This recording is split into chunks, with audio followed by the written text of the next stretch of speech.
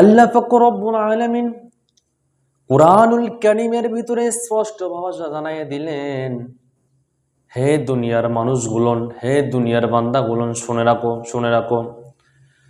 আমি আল্লাহ তাআলা কুরআনুল কারীমের মধ্যে আয়াত নাজিল করে দিয়েছি, লিকুল্লি ইমরিইম মিনহুম ইয়াউমা ইযিন শানুন ইউগনি। আল্লাহ পাক রব্বুল আলামিন এই আয়াতের ভিতরে অনেক কষ্টকর কথা বলেছেন, অনেক কথা জানিয়ে দিচ্ছেন।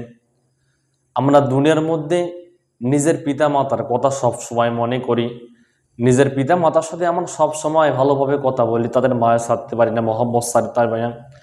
কিন্তু আল্লাহ রব্বুল আলামিন জানিয়ে দিলেন, কাল কিয়ামতের ময়দানে একটা নেকি শর্ট হওয়ার কারণে রব্বুল আলামিন বলবেন, যাও তোমার পিতার কাছে যাও, একটা নেকি নিয়ে আসো। তখন ওই বান্দা নিজের পিতার কাছে যায় বলবে, হে আমার রব্বুল আলামিন, আমাকে রব পাঠাইছে একটা নেকির জন্য, হে বাবা আমাকে একটা নেকি দাও।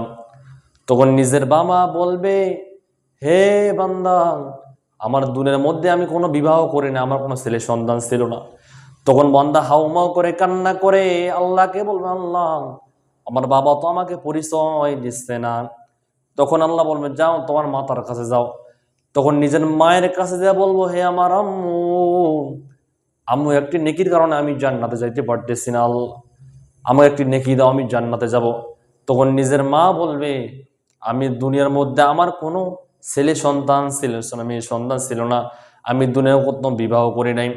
তখন ওই বান্দা নিজের ভাইয়ের কাছে যা বলবে, হে ভাই, ভাই আমি একটি নেকির কারণে আমি জান্নাতে যেতে পারতেছি না, ভাই আমাকে একটি নেকি দাও। তখন নিজের ভাই বলবে, দুনিয়ার মধ্যে আমার কোনো ভাই ছিল না, আমার কোনো বাবা ছিল না, মা ছিল না। তখন ওই বান্দা আদম আলাইহিস সালাতু ওয়াস সালামের কাছে বলবেন, হে আমার নবী, একটা আমাকে নেকি দাও, আমি জান্নাতে যাইতে পারতেছি না। তখন আদম আলাইহিস সালাতু ওয়াস সালাম বলবেন, হায়াদরি হায়াদরি, হায়রে আফসোস, আমি আমার আমল নিয়ে বাঁচি না, তোমাকে কি নেকি দিব।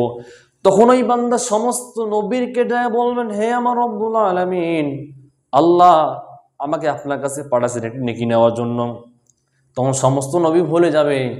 তখন সর্বশেষ মায়ার নবী হযরত মুহাম্মদ সাল্লাল্লাহু আলাইহি সাল্লামকে যাওয়ার পর আমার নবী সাথে নিয়ে তাকে জান্নাতের মধ্যে দিয়ে দিবেন। বলি না সুবহানাল্লাহ। আমার ভাইরা, আমার বন্ধুগণ, তাহলে দেখেন মায়ের নবী কত মহব্বতের মানুষ। যেই নবী আমরা নবীর সুন্নত আঁকড়ে ধরি না, কাল কিয়ামতের ময়দানে নবী আমাকে কিভাবে সুপারিশ করবে।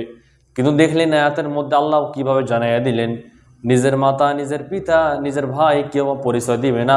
আল্লাহ তাআলা সবাইকে নবীর সুন্নতের উপর আমল করার তৌফিক দান করুন। সকলে বলে আল্লাহুম্মা আমিন।